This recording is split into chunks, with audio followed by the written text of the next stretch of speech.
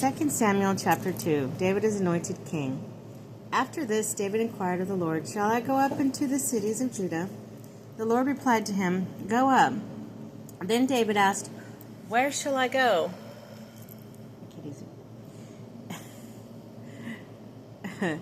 He replied, "To Hebron."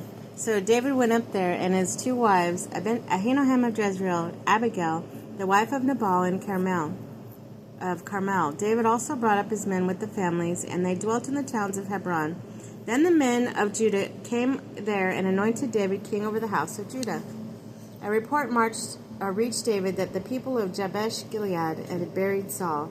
So David sent messengers to the people of Jabesh Gilead and said to them, "May you be blessed by the Lord for having done this kindness to the Lord Saul and burying him. And now may the Lord show you kindness and fidelity. For my part, I will show generosity to you for having done this. So take courage and prove yourselves valiant, for though the Lord Saul is dead, the house of Judah has anointed me king over them." The reign of David. Bless you. Ishbaal, king of Israel, Abner, son of captain. Hello. I'm being silly. Sorry.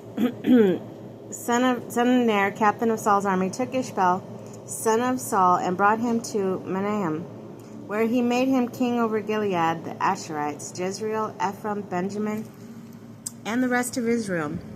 Ishbaal, son of Saul, was 40 years old when he became king over Israel, and he reigned 2 years. But the house of Judah followed David. In all, David was king of Hebron over the house of Judah 7 years and 6 months. Combat near Gilead. Now Abner, son of Ner, the servant of Ishbaal, Saul's son, set out for Mahanaim for Gibeon. Joab, son of Zeruiah, and the servants of David also set out and encountered them at the pool of Gibeon.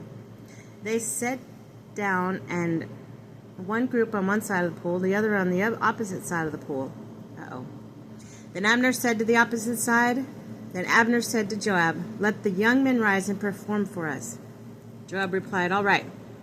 So they rose and were counted off, 12 of the Benjamites of Ishbaal, son of Saul, and 12 of David's servants. Then each one grasped his opponent's head and thrust his sword into the opponent's side, and they fell down together. And so that place was named the Field of Sides, as it is in Gibeon. Brutal. Death of Asahel. The battle of that day was very fierce. Abner, the men of Israel, were defeated by David's servants. The 3 sons of Zeruiah were there: Joab, Abishai, Asahel. Asahel, who was fleet of foot as a gazelle in the open field, set out after Abner, turning neither right nor left in his pursuit. Abner turned around and said, "Is that you, Asahel?" He replied, "Yes." Abner said to him, "Turn right or left, seize one of the young men and take what you stripped from him." But Asahel would not stop pursuing him. Once more Abner said to Asahel, "Stop pursuing me. Why must I strike you to the ground? How could I show my face to your brother Joab?" Still he refused to stop. So Abner struck him in the abdomen with the heel of his spear, and the weapon protruded from his back. There he fell and died on the spot. All who came to the place where Asahel had fallen and died halted. But Joab and Abishai continued the pursuit of Abner. The sun had gone down when they came to the hill of Ammah, which lies east of the valley toward the wilderness near Geba. The truce between Joab and Abner.